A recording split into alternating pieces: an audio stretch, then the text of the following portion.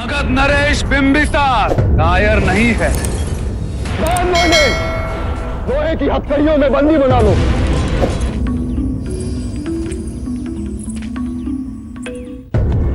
जैसे कि आप सबको ज्ञात है, सिद्धार्थ गौतम बुद्ध कपिलवस्तु से प्रस्थान से पहले महाराज शुद्धोधन के आग्रह से हमारी जिज्ञासाओं का समाधान करेंगे।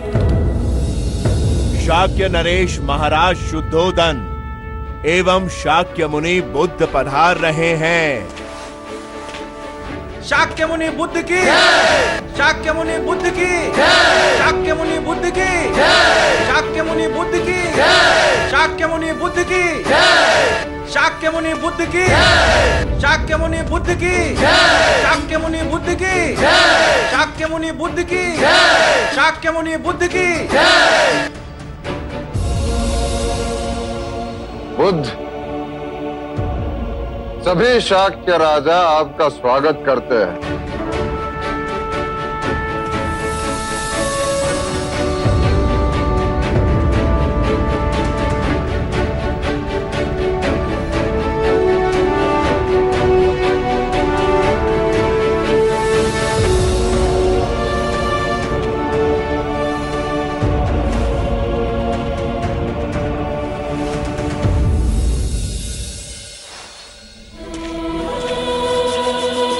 राजनीतिक जीवन में अर्थात प्रजा का शासन करने में आपका मार्ग हमें कैसे जागरूक कर सकता है? शासन ना करके। कृपया विस्तार से समझाएं। पहला भाव जो आपको आपके अंतर से खोना है वो है आपका अपना शासक भाव, और जो भाव आपको अपने अंतर में जगाना है वो है मैत्री पिता भ्राता का भाव। कर्म के चक्र से यदि आप राजा बने हैं तो केवल इसीलिए कि आप अपनी प्रजा की आंखों के अश्रु पहुंच सकें, उनके दुखों को दूर कर सकें। यही कृत्य आप अपने घरों में हर दिन करते हैं पिता बनकर। तो फिर आप सब ये भाव शासक बनकर क्यों नहीं करते?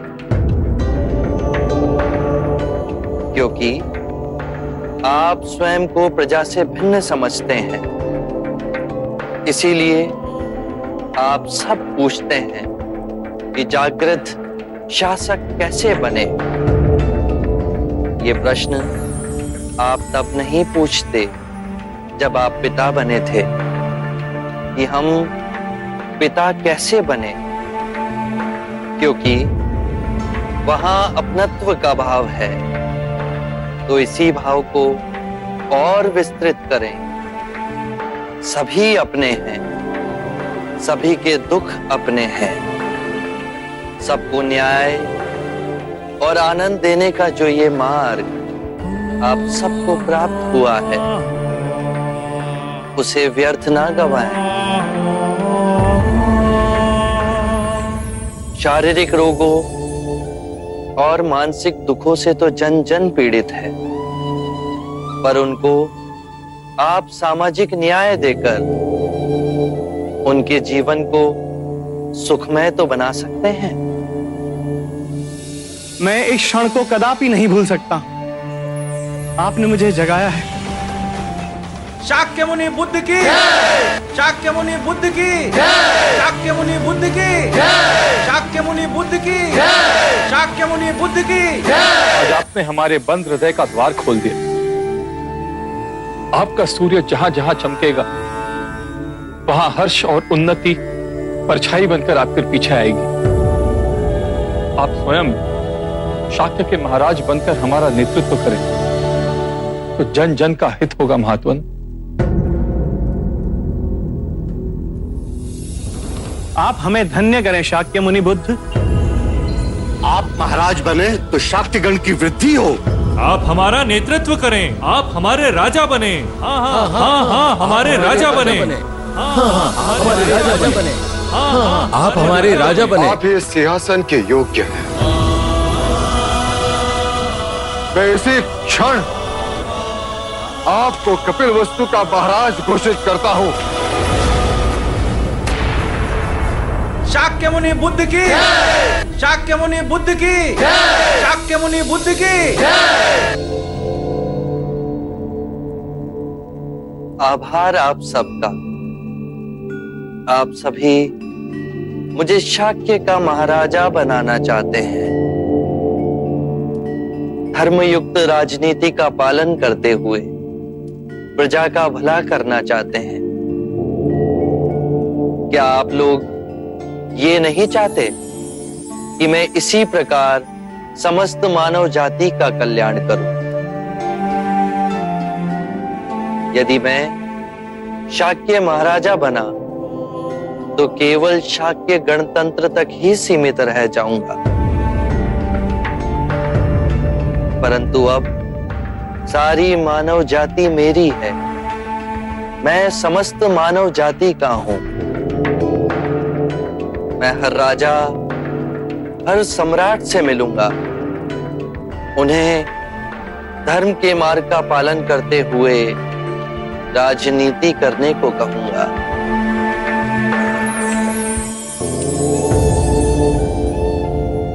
अब मुझे आज्ञा दें पिताश्री।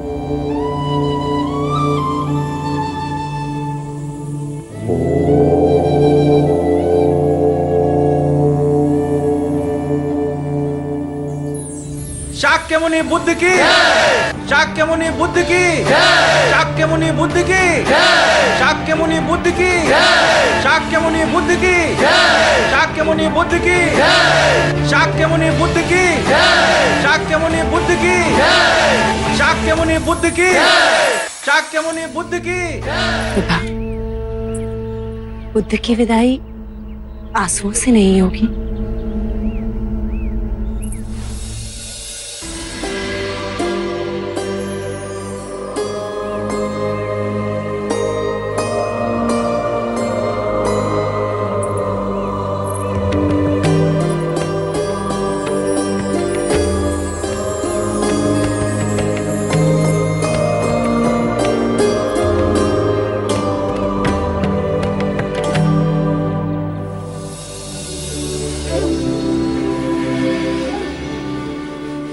भले ही आपके साथ ना हूं, पर मेरा हृदय सदैव आपके साथ रहेगा।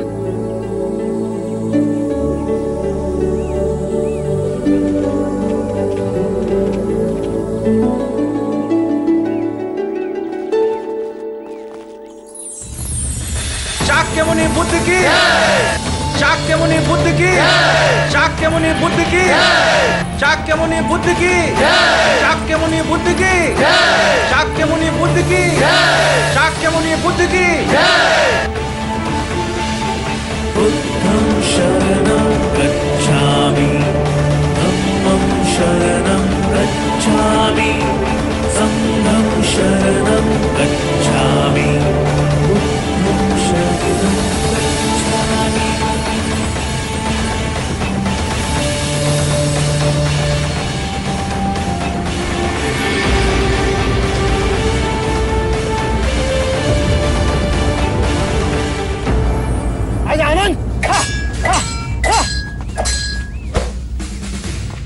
शाबाश, उत्तम, ये ले।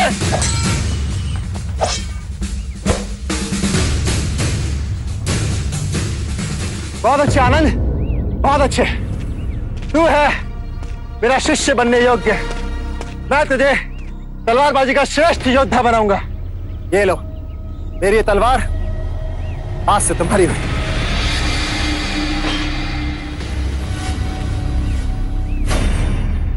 युद्ध के क्षेत्र में ये विचार करके बैठोगे तो सर धड़ से अलग कर दिया जाएगा महानाम। सोच रहे हैं अपना शीशी दे दें। बहुत दिनों से सोच रहे हैं, पर अब निश्चय कर लिया। राहुल और नंद की तरह हम दोनों भी भिक्षक बनेंगे। ओम भगवती भिक्षाम देहि। हम भूखे हैं, हमें भीख चाहिए। अरे मत आओ उस पाखंडी बुद्ध की बातों में। विष भरे तीर चला रहा है वो। अमृत है, आप नहीं समझेंगे ज्येष्ठ। मैं नहीं समझता। अरे वो पाखंडी राजाओं को भी भिखारी बना रहा है। दुख दूर करने की बात करता है लेकिन केवल दुख ही दे रहा है। हर उस वस्तु से दूर कर रहा है जो आनंद और विलास दे। अरे वो तो पागल है लेकिन तुम तो समझदार हो। नहीं थे, पर अब समझदारी आ रही। माता पिता की आज्ञा लेकर हम बुद्ध की शरण में जाएंगे। आनंद, तुम चलोगे हमारे साथ? नहीं! आनंद कहीं नहीं जाएगा। वो मेरे साथ राजगृह जाएगा, वहां गणिकाओं से मिलेगा, भोग और विलास का आनंद भोगेगा। अरे मैं फिर कहता हूं, तुम भी चलो मेरे साथ। स्वयं अजात शत्रु ने मुझे अपने राज्याभिषेक में आमंत्रित किया है। पर वहां तो महाराज बिंबिसार। किंतु अब तख्ता पलट चुका है। बिंबिसार कारागृह में अंतिम सांस ले रहा है। अरे मैं फिर कहता हूं, चलो मेरे साथ राजगृह में। जहां पिता की हत्या पुत्र करे, वहां मैं नहीं जाऊंगा। मैं बुद्ध की शरण में जा रहा हूं। और मैं भी आपके साथ चलूंगा। अनुज, तुम?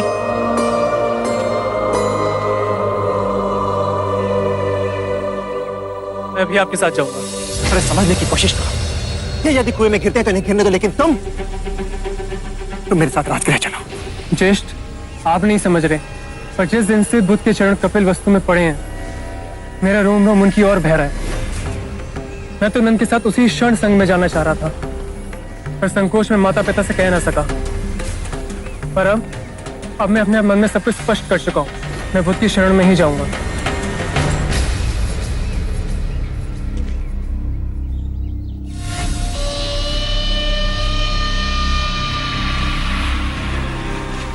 पछताओगे, बहुत पछताओगे।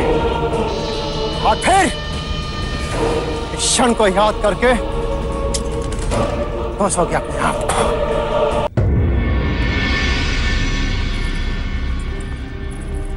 आप तीनों ने हमें यहाँ क्यों बुलाया? महाराज, हम तीनों ने मिलकर कुछ बनाया है जो हम आपको भेंट करना चाहते हैं। आप लोगों ने ये प्रतिमा बनाई है? जी, और हम चाहते हैं कि हमारे इस प्रयास का उद्घाटन महाराज आप करें। अवश्य।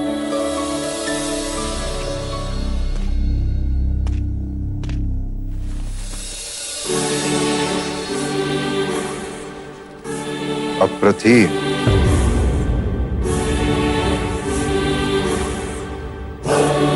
अप्रतिम भेंट है आपकी। बोलो, इसके प्रतिफल में आप हमसे क्या भेंट चाहते हैं? हमें आज्ञा दीजिए। आज्ञा? कैसी आज्ञा? हम तीनों ने अपना मार्ग चुन लिया है। हम बुद्ध की शरण में जा रहे हैं। भिक्षुक बनिए।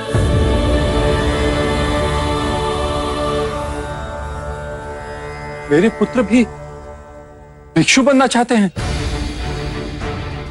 3 पुत्र जने, वो भी हमें छोड़ के चले जाएंगे? माँ? नहीं, कोई नहीं जाएगा। मैं तुम्हारी माँ हूं और इस पथ पर जाने से पहले तुम्हें मेरी मृत्यु शैया पर होकर गुजरना होगा। माँ, कृपया करके ऐसा प्रण ना ले। ये विचार आप लोगों के मन में कैसे आए? जब से बुद्ध का मनोरम रूप आंखों में बसा, हम तीनों अलग इसी सोच में थे, पर अब हमारा मार्ग स्पष्ट हो गया है। पर तुम तीनों कैसे जा सकते हो? जब राजकाज का भार उठाने की बारी आई तो तुम सन्यास की ओर जा रहे हो। पिताश्री, राजकाज का भार संभालने के लिए तो ज्येष्ठ देवदत्त भी है ना। हमारे बारे में नहीं सोचा? वृद्धावस्था में किसके सहारे जिएंगे हम? देवी, इन तीनों को मत रोको। एक समय मैं भी काल के आड़े खड़ा हुआ और अपनी मनमानी करने की सोची, परंतु काल ने मेरी सारी मनसों पर पानी फेर दिया। हुआ वही जो निमित्त था। सिद्धार्थ तो बिना आज्ञा लिए अपने पथ पर चला गया। ये तीनों कम से कम तुम्हारी आज्ञा तो मांगने आए हैं। जब हम माता पिता बनते हैं तो इस भ्रम में होते हैं कि हम अपने बच्चों के भाग्य विधाता हैं, परंतु जिसके प्रारब्ध में जो लिखा होता है वही होता है। और मेरे पुत्रों के प्रारब्ध में भिक्षु बनना? यदि इन्हें भिक्षु जीवन रास ना आए तो वो पुनः लौट भी सकते हैं। यदि इस समय हम इनके मार्ग की बाधा बने तो इनके साथ साथ हमें भी हानि होगी।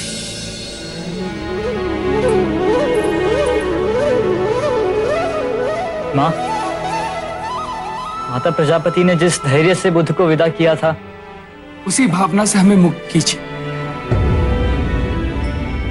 अगर हमें इस जन्म में मुक्ति नहीं मिली तो हमारा यह जीवन व्यर्थ जाएगा।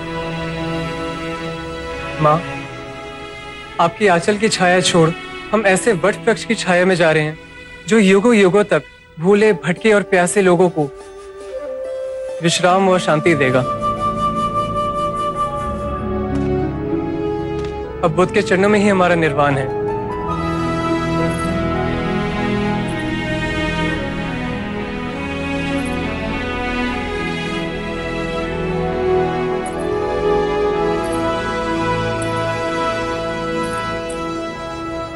जाओ पुत्र,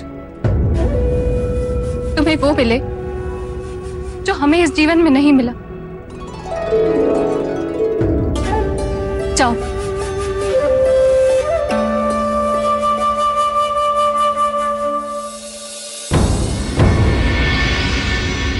हरि ओम अग्नेन्द्रो दाम्पुरोदधे हव्यवाहमुपब्रवे देवा आसादयाधिया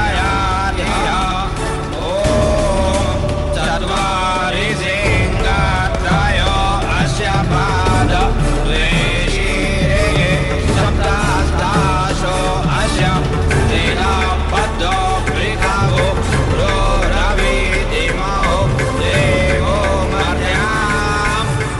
ये सुंदर दृश्य देखने के लिए स्वयं भगवान बुद्ध नहीं आए? अरे कम से कम अपने किसी प्रतिनिधि को ही भेजते।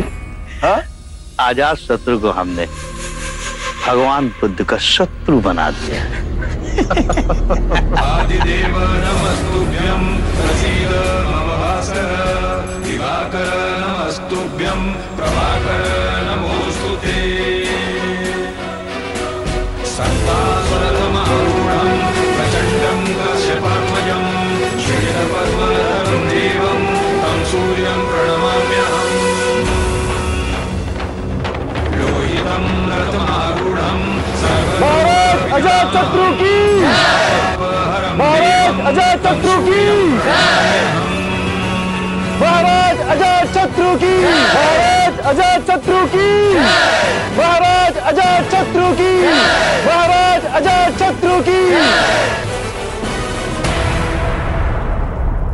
महाराज, प्रथा के अनुसार अब आपको राजमाता का आशीर्वाद लेना चाहिए। लज्जा नहीं आती तुझे?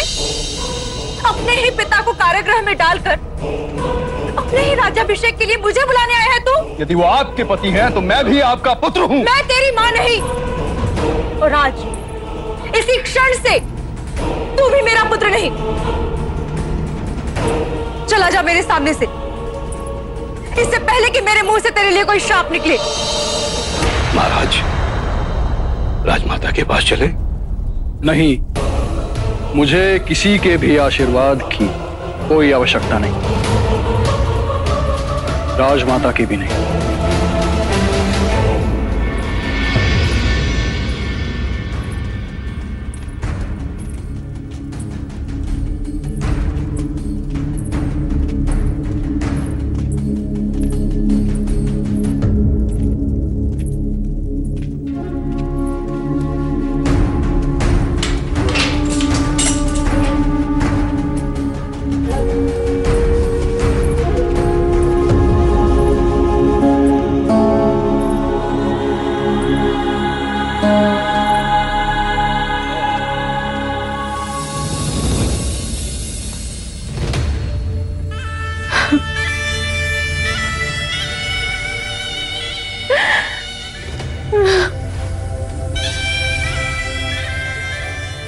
क्यों ऐसे अधर्मी के समूह ढाल बनकर खड़े हैं?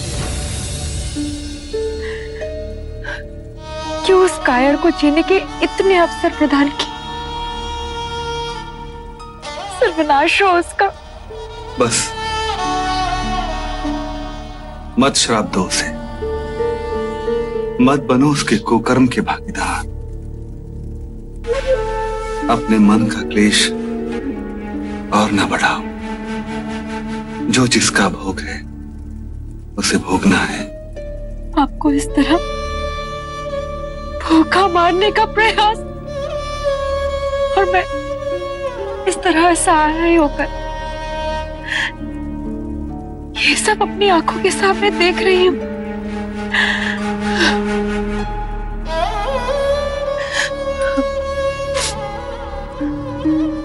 इसमें कुछ खाने के लिए है। इससे पहले कि कोई देख ले, आप इसे ग्रहण कर लीजिए। रहने दो, जब प्राण जाने ही। आपको मेरी सौगंध, जब तक मैं जीवित हूं मैं आपको इस तरह भूखा मरने नहीं दे सकती। अगर आपने ये भोजन ग्रहण नहीं किया ना, तो मैं भी यहीं अपने प्राण त्याग दूंगी। वैदेही, तुम जानती हो यदि अजात शत्रु को पता चला कि तुम छुपकर मुझे भोजन देने आई हो तो क्या करेगा? मुझे भी इसी कालकोठरी में मरने के लिए छोड़ देगा। क्यों संकट मोल ले रही हो? मैंने अन्न का त्याग कर दिया। तो मैंने अभी आपको अपने प्राणों की सौगंध दी है, और मुझे आशा है कि आप मुझे निराश नहीं करेंगे। तुम्हारी सौगंध ना तोड़ूंगा, अवश्य खा लूंगा। ऐसे क्या देख रहे हैं? वैदेही, मैंने तुम्हारे प्रति पति का धर्म नहीं निभाया, दूसरे स्त्रियों के साथ नाता जोड़ा रखा, और तुम अपनी जान पर। क्योंकि मैं आपकी पत्नी हूं, वो सब ना थी। दुख तो इस बात का है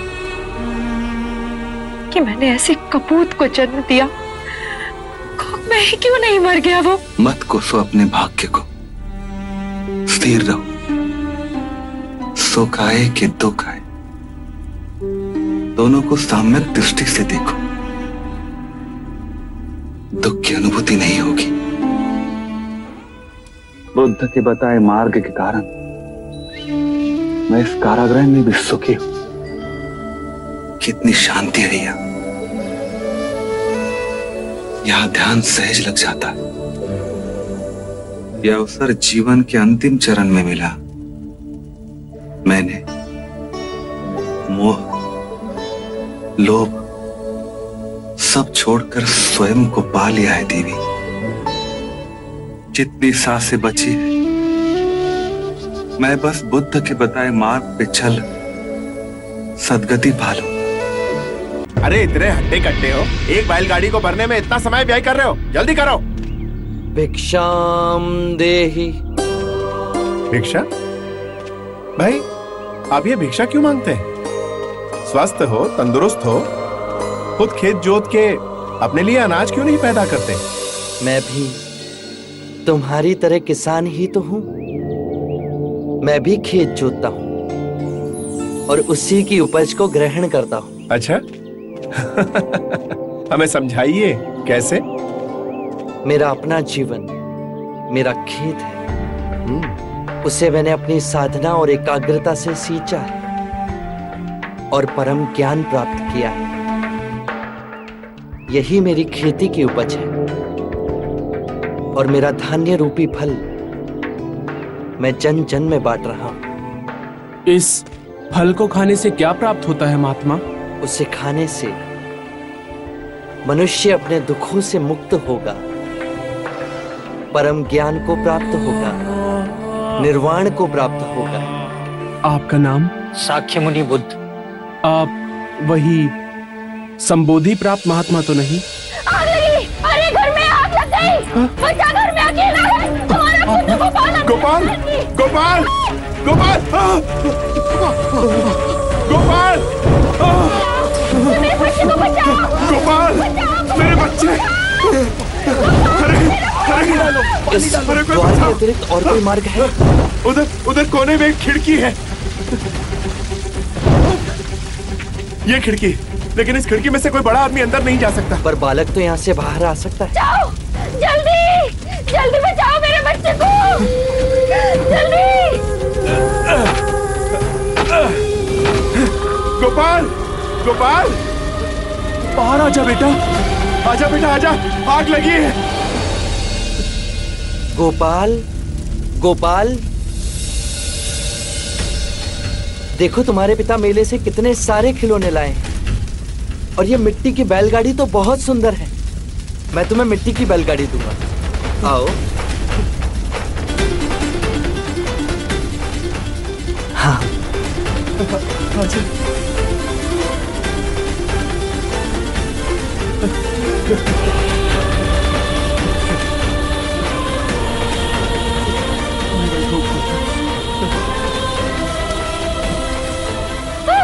मेरा बच्चा, मेरा बच्चा।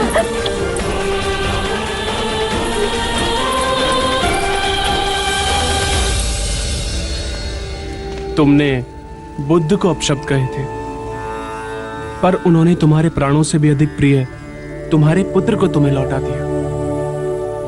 अब क्षमा कर दीजिए गुरुदेव।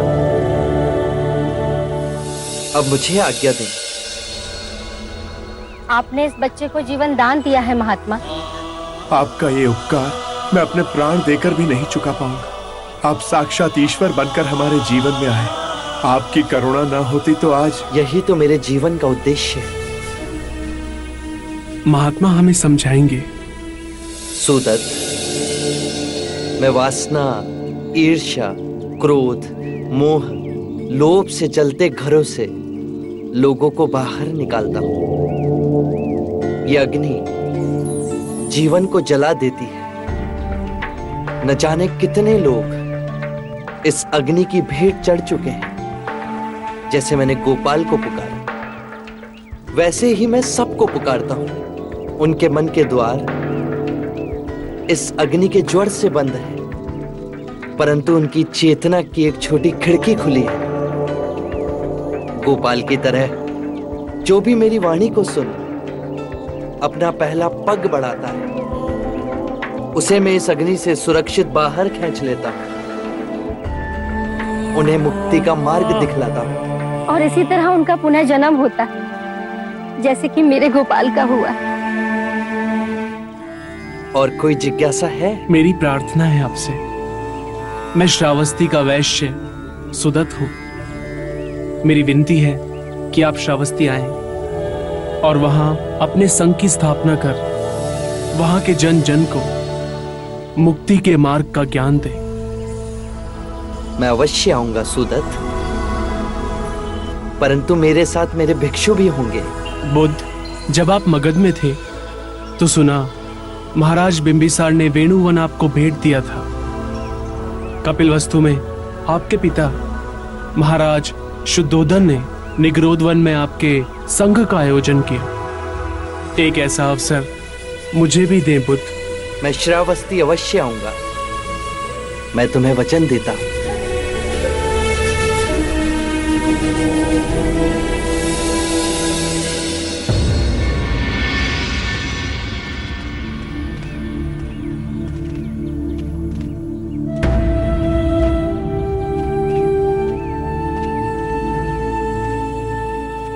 शुभ आत्माएं उजाले की ओर बढ़ रही हैं।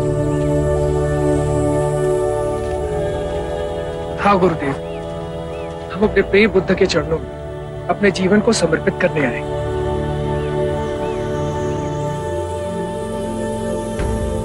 नंदो, राहुल कहाँ हैं? सभी भिक्षु भिक्षाटन के लिए गए, बुद्ध भी गए। युवराज, युवराज! माली, तुम हमारे पीछे पीछे क्यों आए? जब आप तीनों मुझे गठरी देकर गए तो मेरे मन में आया कि मैं देखूं कि इसमें क्या है, और मैंने देखा तो इसमें बहुमूल्य आभूषण थे। ये आभूषण हमने तुम्हें स्वेच्छा से दिए। हम भिक्षुक बनेंगे, ये सब हमारे लिए व्यर्थ है। पहले तुमने नाई का कार्य करके कपिल वस्तु में हमारी इतने सालों तक सेवा की, तो हमने सोचा कि जाने से पहले ये सारे आभूषण हम तुम्हें दे दें। ये आभूषण आपके आने वाले जीवन में आपकी सहायता करेंगे। वही तो मैंने भी सोचा। तुमने क्या सोचा? मैंने सोचा यदि कपिल वस्तु के युवराज रत्न और धन का त्याग कर बुद्ध की शरण में जा सकते हैं, तो मैं तो निर्धन हूं, मेरे पास तो त्यागने के लिए कुछ भी नहीं है। यदि बुद्ध के चरण में मुझ जैसे निर्धन को स्थान मिल जाए तो उपाली, तुम भिक्षु कैसे बनोगे? तुम तो जाति से शूद्र हो। मेरे संग में ना जाति भेद है, ना ही वर्ण भेद।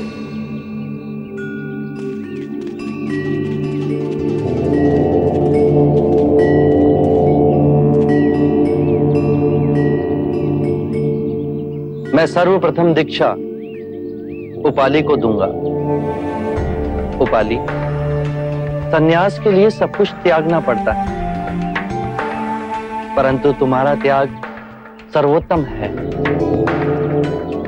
युवराज, धन, ऐश्वर्य, आभूषण सब कुछ त्याग कर आए, क्योंकि वो इनका सुख भोग चुके हैं, इसीलिए त्याग सके। पर तुम, जिसने सदैव धन का अभाव देखा, सारा जीवन संकट में काटा, जब तुम्हें यह ज्ञात हुआ कि युवराज तुम्हें गहने देकर गए हैं, तो तुम्हारा मन टिक सकता था, तुम्हारा लालच उसे दबोच सकता था, पर तुमने बिना विचार किए उन आभूषणों को त्याग दिया और मेरी शरण में आए। तुम्हारे त्याग ने माया के जाल को क्षण भर में काट दिया। तुम मुक्ति के मार्ग पर बहुत आगे जाओगे उपाली।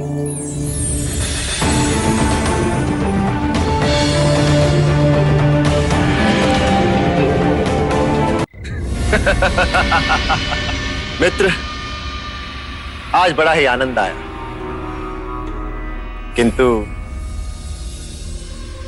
एक बात है जो बार बार खटक रही है।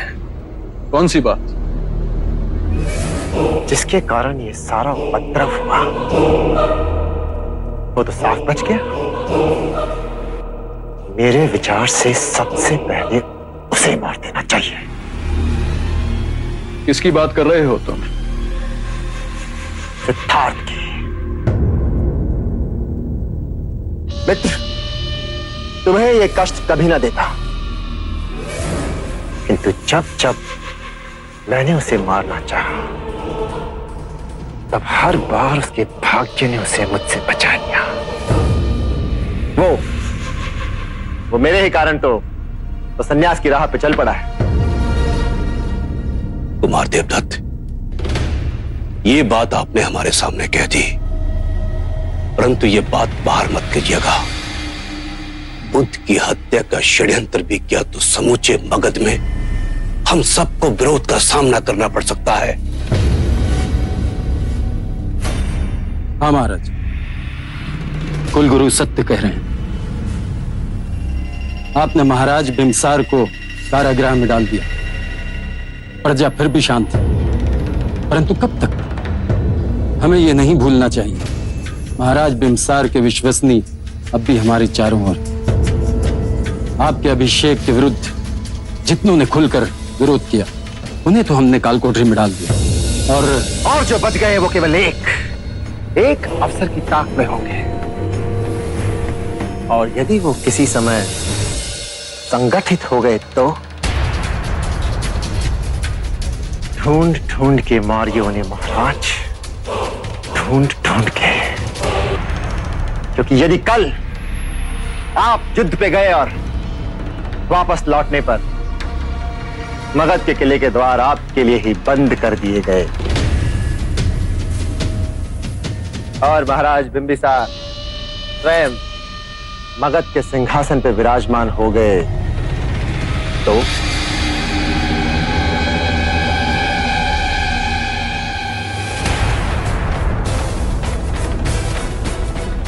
क्यों ना इस रोग को जड़ से ही काट के फेंक दिया जाए।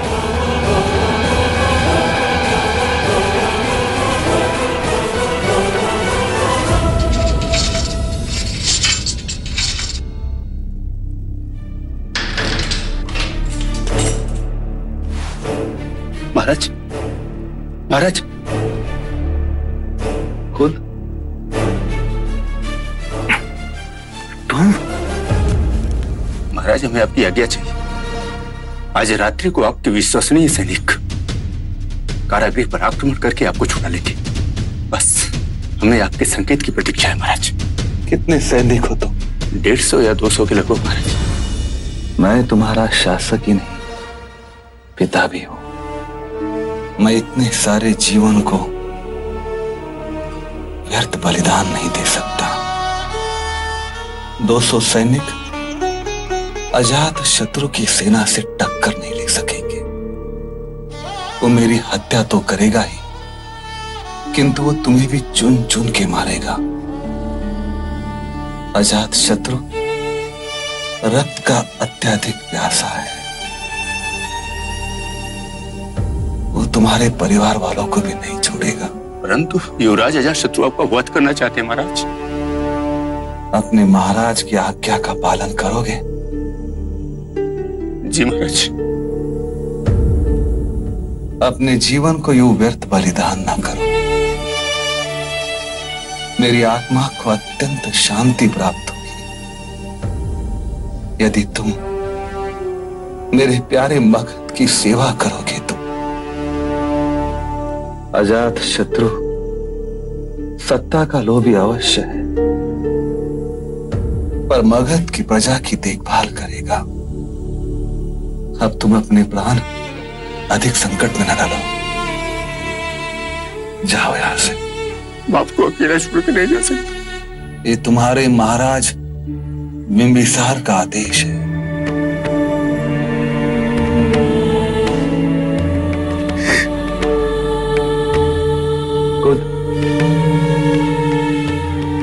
तुम मुझे अपनी कटार दोगे? जी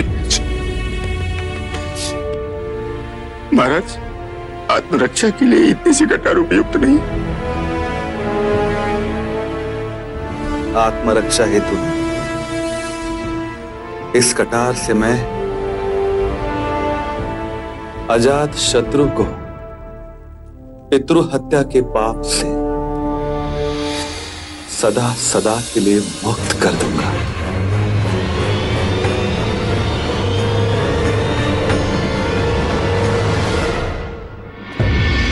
मां,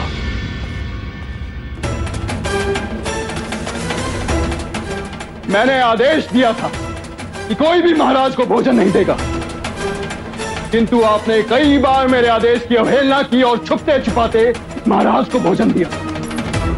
दूंगी, हर बार भोजन दूंगी उन्हें और हर बार अवहेलना करूंगी। क्या करोगे? हत्या करोगे तो कर दो। देखो मेरी आंखों में, तुम जब मेरी कोख में थे ना, मुझे तुम्हारे पिता का रक्त पीने की इच्छा हुई। उन्होंने एक क्षण के लिए भी नहीं सोचा, तुरंत अपनी हथेली काट दी और मेरी रक्त पीने की इच्छा को पूरा किया। उसी पल हमारे ज्योतिषी ने भविष्यवाणी की कि होने वाला शिशु अपने ही पिता का वध कर देगा। मुझे ये बात पता चली, मैंने तुम्हें गिराने की बहुत कोशिश की, लेकिन वो तुम्हारे पिता ही थे जिन्होंने मुझे रोक दिया। जब तुम्हारा जन्म हुआ ना, मैंने तुम्हें मारने की बहुत कोशिशें की, लेकिन ये जानते हुए ही कि तुम ही उनका वध करने वाले हो, उन्होंने तुम्हें बचा लिया, तुम्हें पाला, तुम्हें पोसा, इतना बड़ा किया, और तुमने सिंहासन की वासना के लिए उन्हें अपने राज्य में ही बंदी बना लिया। निर्मम अत्याचार कर रहे हो उन पर। लोग तो अपने मृत्यु प्राप्त पिता को पितृ तर्पण करते हैं, लेकिन एक मेरी निर्लज संतान जिसने अपने ही पिता को जीते जी मार दिया। दूंगी, हर दिन उन्हें भोजन अवश्य दूंगी। जो कर सकते हो कर लो। माँ, कदाचित तुम्हारे भाग्य में भी और जीना लिखा है, या फिर मेरा भाग्य अधिक बलशाली है कि उसमें तुम्हारी हत्या नहीं लिखी। कल रात्रि महाराज ने स्वयं को कटार मार आत्महत्या कर ली।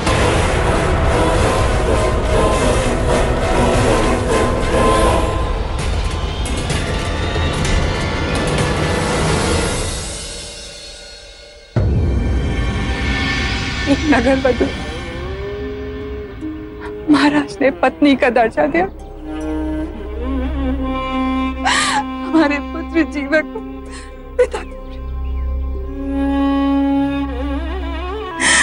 और उनकी अपनी संतान ने ही। महाराज बिंबिसार ने अपना जीवन सचेत अवस्था में जिया। जो भी मनुष्य अपने जीवन को ध्यान पूर्वक जीता है उसे मृत्यु का भय नहीं होता। आम्रपाली, नहीं था भय महाराज को,